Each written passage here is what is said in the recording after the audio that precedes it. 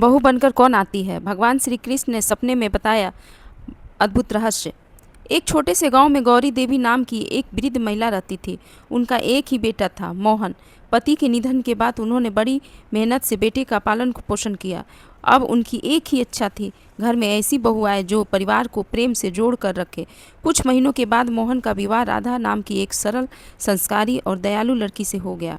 शुरुआत के कुछ दिनों तक तो सब कुछ ठीक रहा, लेकिन धीरे धीरे छोटी छोटी बातों पर गौरी देवी को लगने लगा कि बहू पहले जैसी नहीं रही। कभी राधा पूजा में देर कर देती, कभी थक कर आराम कर लेती, तो कभी अपनी बीमार माँ से मिलने की बात करती। गौरी देवी के मन में संदेह घर करने लगा। एक दिन उन्होंने भगवान श्री कृष्ण की मूर्ति के सामने बैठकर आंसू भरी आंखों से कहा, हे कान्हा, मैंने तो हमेशा आपका नाम लिया, फिर मेरे घर में ऐसी बहू क्यों आई जो मुझे समझ नहीं पाती। उस रात गौरी देवी को एक अद्भुत सपना आया। उन्होंने देखा कि चारों ओर दिव्य प्रकाश फैला हुआ है, मधुर बांसुरी की धुन सुनाई दे रही है। सामने भगवान श्री कृष्ण मुस्कुरा रहे थे। गौरी देवी उनके चरणों में गिर पड़ी।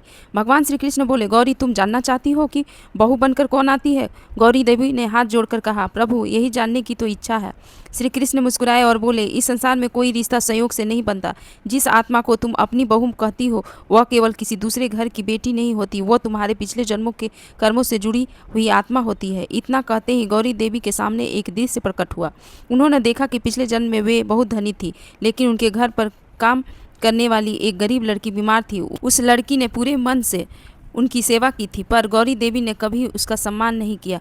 भगवान बोले, वही आत्मा आज तुम्हारे घर बहू बनकर आई है, ताकि तुम दोनों अधूरे रिश्ते को प्रेम से पूरा कर सको। गौरी देवी की आंखों से आंसू बहने लगे। तभी दूसरा दृश्य दिखाई दिया।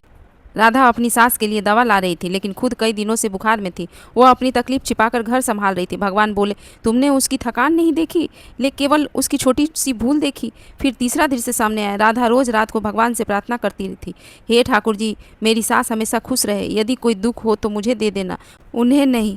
यह सुनते ही गौरी देवी का हृदय कांप उठा।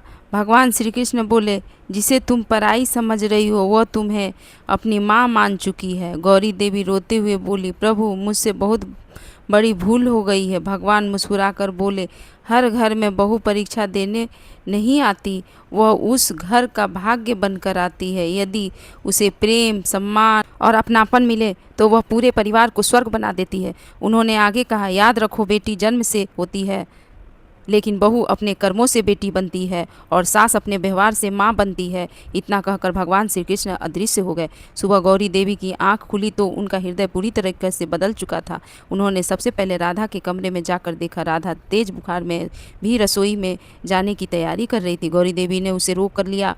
उन्होंने उसके सिर पर हाथ रखा और कहा, आज से तुम इस घर की बहू नहीं, मेरी बेटी हो। राधा की आंखों में आंसू आ गए। अपने सास के चरण छुए, लेकिन गौरी देवी ने उसे गले लगा लिया। उस दिन पहली बार दोनों ने साथ बैठकर भोजन किया। धीरे धीरे पूरे घर का वातावरण बदल गया। जहाँ पहले छोटी छोटी बातों पर नाराजगी होती थी, वहाँ अब हंसी और प्रेम था। कुछ समय बाद मोहन ने कहा, माँ, अब हमारा घर पहले से भी ज़्यादा खुशहाल हो गया है।